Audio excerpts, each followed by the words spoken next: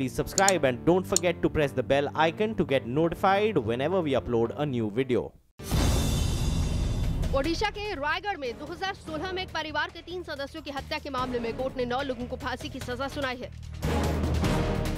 राजस्थान विधानसभा चुनाव के लिए आम आदमी पार्टी ने 10 प्रत्याशियों के नाम की घोषणा कर दी है।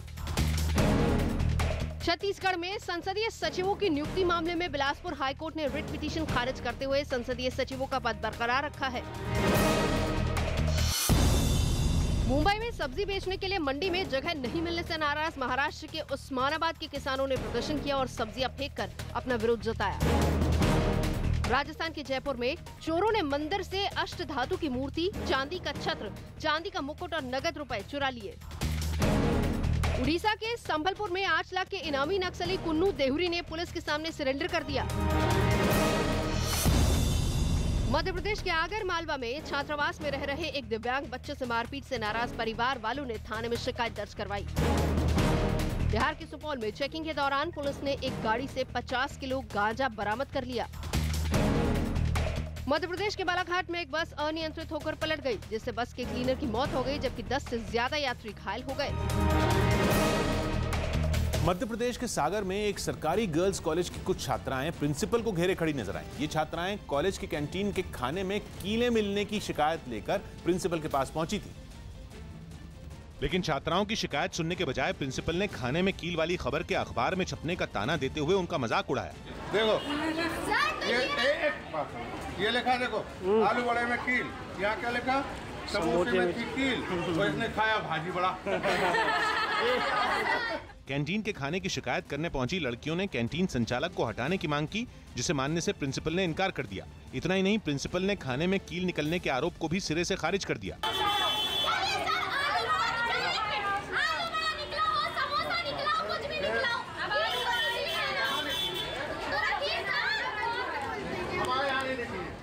नाराज लड़कियों ने जब कैंटीन का बहिष्कार करने की चेतावनी दी तो प्रिंसिपल ने उनको घर का खाना लाने की सलाह दे डाली।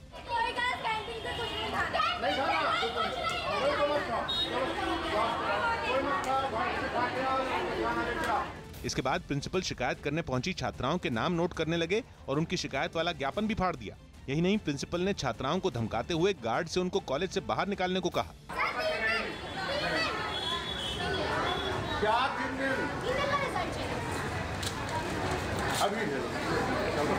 सर ये चीज बुरी गलत हो जाएगी सर। लड़कियों का आरोप है कि बहस के दौरान प्रिंसिपल ने उनको अपशब्द भी कहे। उत्तर प्रदेश के इलाहाबाद में दमकल विभाग के लोग एक फैक्ट्री के अंदर पानी की बौछार करते नजर आए। आरोप है कि वहां अवैध रूप से चल रही बर्फ की एक फैक्ट्री में अमोनिया गैस का रिसाव हुआ, जिसकी सूचना पर दमकल विभाग की टीम मौके पर पहुंची और राहत के काम में जुटी नजर आई। इलाके के लोगों का आरोप है कि अवैध रूप से रिहायशी इलाके में बर्फ की फैक्ट्री चल रही थी, जिसमें अमोनिया गैस का सिलेंडर फटने से गैस फैल गई। आरोप है कि गैस की चपेट में 60 से ज्यादा लोग आ गए। सांस लेने में प्रॉब्लम हो रही थी कि नाक पे आंख जलन। पीछे मोहल्ले के करीब 60-70 लोग अस्पताल में भर्ती हो गए हैं। हादसे में शिकार हुए लोगों को अलग अलग अस्पतालों में भर्ती करवाया गया। उसके बारे में मतलब अभी पहली बार पता चला है। इसके पीछे कौन कौन, सबको खिलाफ कार्रवाई जरूर हो जाएगी। दावा किया जा रहा है कि 4 लोगों की हालत बेहद गंभीर है। हैदराबाद पहुंचे पंजाब के मंत्री नवजोत सिंह सिद्धू से कुछ पत्रकार सवाल पूछते नजर आए, क्योंकि रोड रेज के मामले में सुप्रीम कोर्ट में पंजाब सरकार की तरफ से उनकी 3 साल की सजा बरकरार रखने का समर्थन किया गया, जिस पर सियासत गर्मा गई। लिहाजा जब वो हैदराबाद पहुंचे तो मीडिया ने उनसे सवाल किया, लेकिन नवजोत सिंह सिद्धू कुछ भी बोलने से बचते दिखे। मेरी बात सुनो, अगर मैं इसके बारे में बोलूंगा ना, एक तो बात सब जुडिस है, इसके बारे में बोलूंगा तो तुम ये छापोगे, ये रह जाएगा। नवजोत सिंह सिद्धू के खिलाफ रोड रेज और गैर इरादतन हत्या का मामला 30 साल पुराना है। सूत्रों के मुताबिक वो इस मामले में सुप्रीम कोर्ट में अपनी ही सरकार के रुख से नाराज हो गए, क्योंकि उनका मानना है कि पंजाब की अमरिंदर सिंह सरकार ने उनके साथ धोखा किया। हालांकि कैमरे के सामने वो इस मुद्दे पर खुलकर कुछ भी बोलने से परहेज करते दिखे। लेकिन नवजोत सिंह सिद्धू के खिलाफ पंजाब सरकार के रुख से आम आदमी पार्टी को हमले का मौका मिल गया। उनका पंजाब कैबिनेट में बने रहना जो इमोरल भी है और इनकरेक्ट भी है, अब उनको वजारत में टिके रहना। आम आदमी पार्टी ने यह भी आरोप लगाया कि सीएम कैप्टन अमरिंदर सिंह अपनी ही पार्टी के नेताओं के खिलाफ साजिश रचने में जुटे हैं। रोड रेज और गैर इरादतन हत्या के मामले में पंजाब और हरियाणा हाईकोर्ट ने नवजोत सिंह सिद्धू को 3 साल की सजा सुनाई थी। इस सजा पर सुप्रीम कोर्ट ने स्टे लगा दिया था। दिल्ली के आरकेपुरम में मौजूद वीएचपी यानी विश्व हिंदू परिषद के दफ्तर में कुछ लोग आपस में धक्का मुक्की करते नजर आए। आरोप है कि संगठन में पहली बार होने वाले चुनाव की वजह से वीएचपी के कार्यकारी अध्यक्ष प्रवीण तोगड़िया के समर्थकों ने संगठन मंत्री चंपत राय से बदसलूकी की, जिसकी वजह से वीएचपी के दफ्तर में कुछ देर के लिए अफरा तफरी मच गई। वीएचपी के संगठन मंत्री चंपत राय ने प्रवीण तोगड़िया के समर्थकों पर कार्यकर्ताओं से मारपीट का आरोप लगाया। वीएचपी के 52 साल के इतिहास में पहली बार चुनाव होने जा रहा है, जिसकी वजह से वीएचपी 2 खेमों में बटी हुई है, जिसमें एक खेमा तोगड़िया गुट को बेदखल करने की मुहिम चला रहा है। इलेक्ट्रिक गाड़ियों की होड़ के बीच चीन ने एक स्मार्ट रोड तैयार किया है। चीन के नेता और अफसर दावा कर रहे हैं कि ये सड़कों का भविष्य है। हालांकि अभी ट्रायल के लिए एक हाईवे के केवल 1 किलोमीटर के हिस्से को ही स्मार्ट रोड में बदला गया है। इस सड़क पर चलने वाली इलेक्ट्रिक गाड़ियों को बिना किसी तार के चार्ज किया जा सकता है, यानी गाड़ी के चलने के दौरान ही वायरलेस तकनीक से गाड़ी की बैटरी चार्ज हो जाती है। केवल 1 किलोमीटर की ये सड़क आसपास के 800 घरों में सप्लाई के लिए सौर ऊर्जा से बिजली भी पैदा करेगी। तो सड़क से गुजरने वाली गाड़ियों की गिनती, वजन, रफ्तार और गाड़ियों से जुड़ी बाकी जानकारी भी स्मार्ट रोड खुद ही जुटा लेगी। जिनान शहर की इस सड़क को एक ट्रांसपेरेंट कंक्रीट से बनाया गया है, यानी ऐसा कंक्रीट जिसे आर पार देखा जा सकता है। पूरी सड़क पर खास तरह के कंक्रीट की परत के नीचे सोलर पैनल लगाए गए हैं। कंक्रीट से छनकर सूर्य की रोशनी सीधा सोलर पैनल तक पहुंचती है और दोनों हिस्सों के बीच तारों का एक पूरा सर्किट है जो नीचे लगे सोलर पावर प्लांट से जुड़ा है। वायरलेस तकनीक का इस्तेमाल करने के लिए भी पूरी सड़क पर खास मशीनें लगाई गई हैं। इसके अलावा सड़क पर कुछ सेंसर भी हैं जो गाड़ियों से जुड़ी जानकारियां जुटाने का काम करते हैं। चीन में केवल 1 किलोमीटर की स्मार्ट रोड बनाने में 55 दिन का वक्त लगा और भारतीय रुपयों के हिसाब से इस सड़क को बनाने का खर्च करीब 3.5 करोड़ रुपए आया है। चीन की सरकार दावा कर रही है कि 2030 तक सड़क पर दौड़ने वाली गाड़ियों में 10% इलेक्ट्रिक यानी बिजली से चलने वाली होगी। उस वक्त के लिए सरकारों को अभी से इंफ्रास्ट्रक्चर तैयार करने की जरूरत है और यह स्मार्ट रोड इसी दिशा में एक कदम है। पंजाब के फगवाड़ा में कुछ लोगों की भीड़ पुलिस वालों से बहस करती नजर आई। आरोप है कि अंबेडकर सेना ने वहां एक चौराहे पर संविधान चौक के नाम से बोर्ड लगा दिया था, जिसका दूसरे पक्ष ने विरोध किया, जिस पर बवाल हो गया। और मामले को शांत कराने पहुंची पुलिस से भी दोनों पक्षों के लोग बहस करते नजर आए। आरोप है कि अंबेडकर सेना ने एक चौराहे पर संविधान चौक के नाम से बोर्ड लगा दिया। इसका दूसरे पक्ष के लोगों ने विरोध किया। आरोप है कि विवाद बढ़ने के बाद दोनों पक्षों की तरफ से पहले पत्थरबाजी हुई, फिर गोलियां चली। तकरार होया है कि कम्युनिटी ने तो कोई बिना किसी ऑर्डर तो बोर्ड लगाता, दूसरे ने इतराज किया, आपस में क्लैश कर। आरोप है कि दोनों गुटों की तरफ से 12 राउंड से ज्यादा फायरिंग हुई, जिसमें 4 लोग घायल हो गए। कोई भी दोषी है उन्हें छड़िया नहीं जाएगा और लोगों का तो अपील है कि वो शांति बना के रखें और किसी भी तरह की जो है र्यूमर, कोई भी अफवाह जो है चंगुल में न फंसा। इलाके में तनाव को देखते हुए भारी संख्या में पुलिस फोर्स को तैनात करना पड़ा। कॉमनवेल्थ गेम्स में भारत को एक और स्वर्ण पदक मिला है। निशानेबाज संजीव राजपूत ने 50 मीटर राइफल 3 पोजीशन में गोल्ड जीता है। भारत का आज का ये दूसरा गोल्ड है। इससे पहले महिला बॉक्सर मैरी कॉम ने गोल्ड मेडल जीता।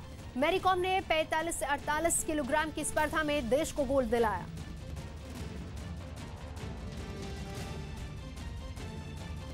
उत्तर प्रदेश के अलीगढ़ में एएमयू के सैकड़ों छात्र हाथों में बैनर लिए कठुआ कांड की मासूम के लिए इंसाफ की मांग करते नजर आए। हालांकि इस केस में मासूम की वकील को जम्मू बार एसोसिएशन से मिली धमकी के बहाने बीजेपी और कांग्रेस में सियासी बयानबाजी तेज हो गई। जबकि कठुआ मामले में देश भर में हो रहे विरोध प्रदर्शन में अलीगढ़ मुस्लिम यूनिवर्सिटी के छात्र भी सड़क पर उतर आए। लेकिन गुरुवार को दिल्ली में इंडिया गेट पर कांग्रेस के प्रदर्शन की वजह से बैकफुट पर खड़ी बीजेपी को हमला करने का मौका मिल गया। मासूम की वकील को धमकी देने के आरोपी जम्मू बार एसोसिएशन के अध्यक्ष बीएस सलाथिया को बीजेपी ने कांग्रेस नेता गुलाम नबी आजाद का करीबी बता दिया। सलाथिया जी गुलाम नबी आजाद के पोलिंग एजेंट थे।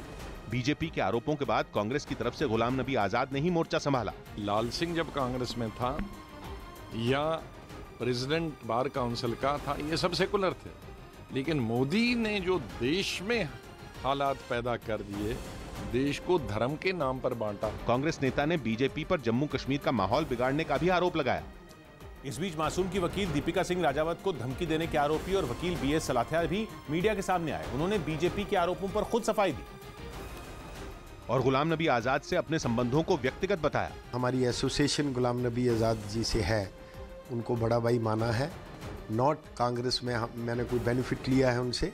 जम्मू बार एसोसिएशन के अध्यक्ष ने दावा किया कि सिर्फ सियासी फायदे के लिए राजनीतिक दलों ने उनका नाम उछाला। हरियाणा के रोहतक में रिश्वत लेते क्लर्क को गिरफ्तार किया गया। हरियाणा के रोहतक में जेल में बंद आरोपी की जमानत करवाने के बदले 15,000 रुपए की रिश्वत लेते कोर्ट के रिकॉर्ड रूम में काम करने वाले क्लर्क को गिरफ्तार किया गया। 2 अप्रैल को भारत बंद के दौरान राजस्थान के बाड़मेर में स्कॉर्पियो गाड़ी जलाने के आरोप में पुलिस ने एक आदमी को गिरफ्तार कर लिया। राजस्थान के अजमेर में गोपाल गौशाला में गायों की दुर्दशा से नाराज लोगों ने व्यवस्थापक को हटाने की मांग को लेकर हंगामा किया। बिहार के गया में बाइक सवार बदमाश पेट्रोल पंप से 3 लाख रुपए लूटकर फरार हो गए। राजस्थान की पाली में आबादी वाले क्षेत्र में घुसे तेंदुए ने बाड़े में बंधे ऊंटों पर हमला कर दिया, जिससे 2 ऊंटों की मौत हो गई। उत्तराखंड के बागेश्वर में चाचा की हत्या के आरोप में पुलिस ने भतीजे को गिरफ्तार किया। बिहार के बेतिया में एसएफसी और एफसीआई के गोदाम में बाहर से मजदूर बुलाकर काम करवाने से नाराज वहां के पोलेदारों ने जमकर हंगामा किया। यूपी के अलीगढ़ में संपत्ति विवाद में एक आदमी पर अपने माता पिता की हत्या का आरोप लगा। दिल्ली में भारत सरकार की तरफ से दिए जाने वाले 65वें राष्ट्रीय फिल्म पुरस्कारों का ऐलान हो गया। 3 मई को एक खास समारोह में राष्ट्रपति रामनाथ कोविंद की तरफ से ये अवार्ड दिए जाएंगे। इनमें राजकुमार राव की फिल्म न्यूटन को बेस्ट हिंदी फिल्म का अवार्ड दिया जाएगा। असमिया भाषा की फिल्म विलेज रॉक स्टार को सर्वश्रेष्ठ फिल्म के अवार्ड के लिए चुना गया। दिवंगत अभिनेत्री श्रीदेवी को फिल्म मॉम के लिए मरणोपरांत बेस्ट एक्ट्रेस के अवार्ड के लिए चुना गया। तो Dada Saheb Phalke award life time achievement award के लिए विनोद खन्ना के नाम का ऐलान हुआ। बेस्ट पॉपुलर फिल्म के अवार्ड के लिए तेलुगु भाषा में बनी फिल्म बाहुबली 2 को चुना गया और रिद्धि सेन को बांग्ला फिल्म नगर कीर्तन के लिए बेस्ट एक्टर का अवार्ड दिया जाएगा। दिल्ली में रात के अंधेरे में कांग्रेस के कार्यकर्ता हाथ में मोमबत्तियां लिए कैंडल मार्च निकालते नजर आए। ये लोग उन्नाव और कठुआ में हुई रेप की वारदात पर बीजेपी सरकार को घेरने की कोशिश कर रहे थे और इसके लिए कांग्रेस कार्यकर्ताओं ने देश के कई हिस्सों में कैंडल मार्च निकालकर बीजेपी सरकार के खिलाफ जमकर नारेबाजी की। दिल्ली में निकले कैंडल मार्च में कांग्रेस के सभी पदाधिकारी, पूर्व विधायक और पार्षद शामिल हुए। केंद्र में मोदी की सरकार है, बीजेपी की सरकार है और उसका नारा था बेटी बचाओ और बेटी पढ़ाओ। आज ना बेटी बच रही है ना बेटी पढ़ाई जा रही है। उत्तराखंड के विकासनगर में भी कांग्रेस कार्यकर्ताओं ने कैंडल मार्च निकालकर बच्ची की आत्मा की शांति के लिए प्रार्थना की। इनके विरोध में आज सभी हमारे समाज के लोग और कांग्रेस जनों सड़क पर उतरे हैं और ये कैंडल मार्च निकाला है। रेप की वारदात के विरोध में चंडीगढ़ में भी कांग्रेस कार्यकर्ता सड़क पर उतरे और कैंडल मार्च निकालकर बीजेपी सरकार के खिलाफ विरोध प्रदर्शन किया और आरोप लगाया कि बीजेपी की सरकार बेटी बचाओ बेटी पढ़ाओ का नारा तो दे रही है, लेकिन उसके राज में बेटियां महफूज नहीं है। और बेटियों की सुरक्षा की मांग को लेकर कांग्रेस कार्यकर्ताओं ने राजस्थान के जयपुर में अमर जवान ज्योति पर कैंडल मार्च निकाला। कांग्रेस कार्यकर्ताओं ने दोषियों को कड़ी सजा दिए जाने की मांग की। हम इसीलिए आज कैंडल मार्च करने निकले हैं कि लगातार बच्चियों के साथ दुष्कर्म की घटनाएं, राजस्थान आज 3रे नंबर पर है महिलाओं के साथ दुष्कर्म की घटनाओं में। कठुआ गैंगरेप के विरोध में मुंबई यूथ कांग्रेस और एनएसयूआई ने कैंडल मार्च निकाला और नारेबाजी की। इन लोगों ने कठुआ और उन्नाव मामले में दोषियों पर सख्त कार्रवाई की मांग की है। बीजेपी के एमएलए ने रेप किया, फिर हम राजनीतिकरण कर रहे हैं तो वो इसको छुपाने के लिए हमको राजनीति कर रहे करके बोलेंगे। तो कहीं ना कहीं देश में आज उनका सत्ता है और बीजेपी का एमएलए इतने दिन से बाहर कैसे घूम रहा है। कांग्रेस कार्यकर्ताओं ने आरोप लगाया है कि बीजेपी की सरकार महिला विरोधी है। दिल्ली मेट्रो में सफर के दौरान कुछ लोग पीएम मोदी के साथ सेल्फी लेते नजर आए। प्रधानमंत्री मेट्रो के जरिए 26 अलीपुर रोड पहुंचे, जहां उन्होंने अंबेडकर नेशनल मेमोरियल के उद्घाटन के मौके पर कांग्रेस को निशाने पर लिया। लेकिन इससे पहले मेट्रो में सफर के दौरान कई लोगों ने पीएम के साथ सेल्फी ली। इसके बाद प्रधानमंत्री ने दिल्ली के अलीपुर इलाके में अंबेडकर नेशनल मेमोरियल का उद्घाटन किया। इस मौके पर उन्होंने अंबेडकर के बहाने कांग्रेस पर जोरदार हमला बोला। जिस व्यक्ति ने विश्वविद्यालय में पढ़ाई की हो, इस व्यक्ति का कांग्रेस में पल पल अपमान होता रहा। इस दौरान पीएम ने SC/ST एक्ट को लेकर मचे घमासान के लिए भी कांग्रेस को ही जिम्मेदार ठहराया। कांग्रेस कभी नहीं चाहती थी और न आज चाहती है कि दलित और पिछड़े विकास की मुख्य धारा में आए। इसके अलावा पीएम ने आरक्षण को लेकर भी कांग्रेस पर अफवाहें फैलाने का आरोप लगाया।